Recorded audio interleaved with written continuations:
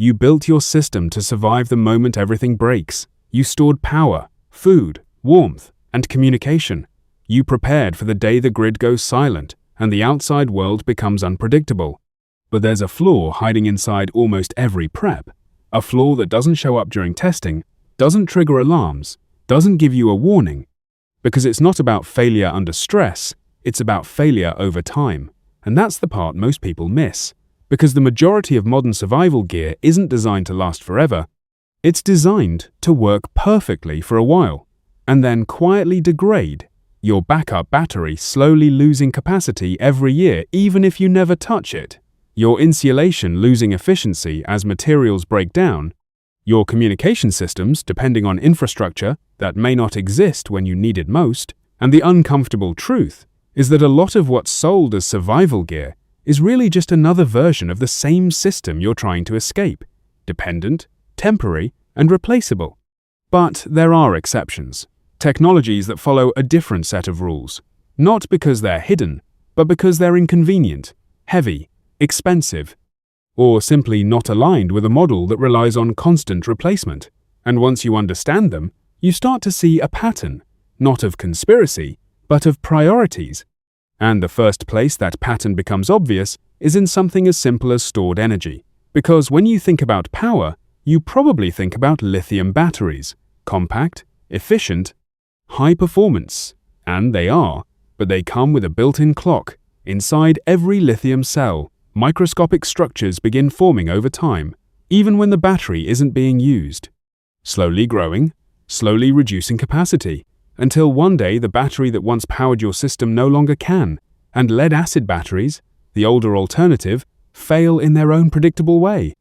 Sulfation forming inside the plates, gradually choking the system until it can't deliver what it once did. And both of these technologies are optimized for performance and cost, not permanence. But over 100 years ago, a different approach was developed. A battery that didn't chase efficiency, didn't chase compact design, but instead focused on durability.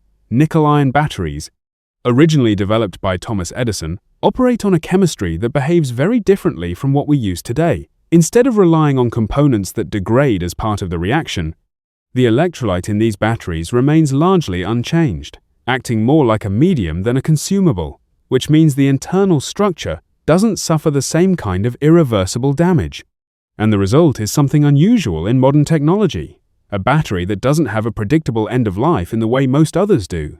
Systems built with this chemistry have been documented lasting decades, even approaching a century with maintenance. But this durability comes with trade-offs. They are heavy, significantly heavier than lithium. They are less energy efficient, meaning more power is lost during charging and discharging. And they require more space, which makes them impractical for portable use. But for stationary systems, for off-grid setups where weight doesn't matter as much as longevity, they represent a completely different philosophy, one where you're not optimizing for convenience, but for time. And that shift in thinking is what separates short-term solutions from long-term systems. And that same pattern appears again when you look at something as basic as staying warm, because insulation seems simple. Thicker materials trap more heat. And for most modern clothing, that's true. Layers of fibers create pockets of air, and those pockets slow heat transfer, but they rely on maintaining structure.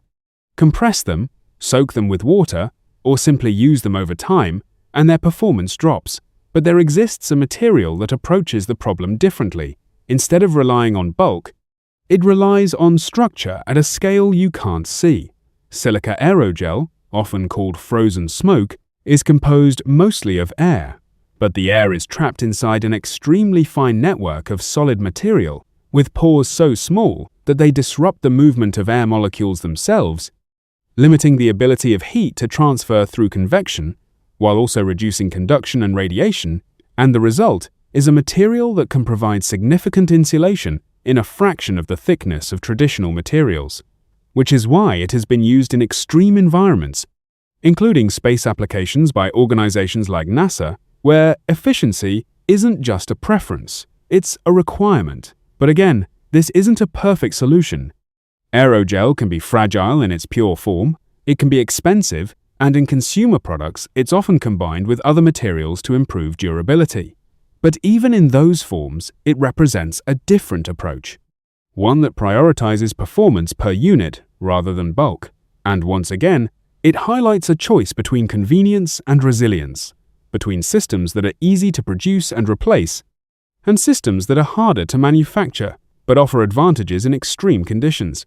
And that same principle carries into communication, because most of what we use today depends on centralized systems, cell towers, servers, infrastructure that connects everything together, and under normal conditions that work seamlessly, but remove those central points, and the entire system collapses, leaving devices that are fully functional but effectively isolated.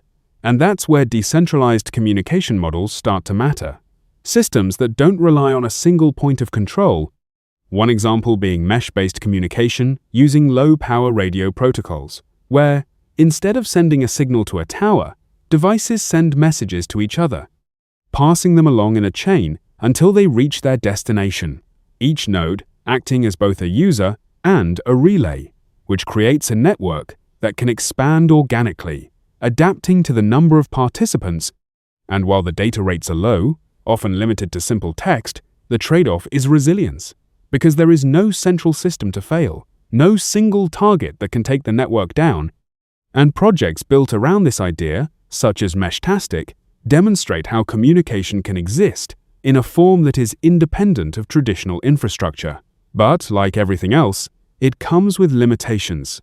Range depends on terrain, bandwidth is minimal, and setup requires some level of technical understanding. But again, the pattern remains consistent. These systems are not designed for maximum convenience. They are designed to function under conditions where convenience no longer exists. And when you look at all three of these technologies together, a common theme emerges. They are not replacements for modern systems. They are alternatives built on different priorities, prioritizing durability over efficiency, resilience over speed, independence over integration. And that difference matters, because in most situations, modern systems are superior, they are lighter, faster, easier to use, and widely available, but they are also dependent on conditions remaining stable. And when those conditions change, their advantages can quickly become vulnerabilities. While these alternative systems, despite their limitations, maintain functionality because they were never optimized for those stable conditions in the first place. They were designed to operate outside of them, and that leads to a more important realization that survival is not about having the best performing system under ideal circumstances. It's about having a system that continues to function when conditions are no longer ideal, and that often requires accepting trade-offs, accepting inefficiency, accepting inconvenience, in exchange for reliability over time. And that shift in mindset is what separates preparation from dependency. Because when you rely entirely on systems that require constant replacement, constant support, constant infrastructure, you are still connected to the very thing you are trying to prepare for losing. But when you start incorporating systems that reduce that dependency, even partially, you begin to build something different. Not a perfect system, but a more resilient one. And in the end, that's what matters. Not whether a technology is the most advanced or the most popular, but whether it continues to work when everything else stops. Because real survival isn't about reacting in the moment. It's about designing systems that don't fail quietly in the background while you're waiting for that moment to arrive. And once you start looking at your setup through that lens, you begin to see which parts are temporary and which parts are built to last. And that distinction might be the difference between having a plan and having something that actually works.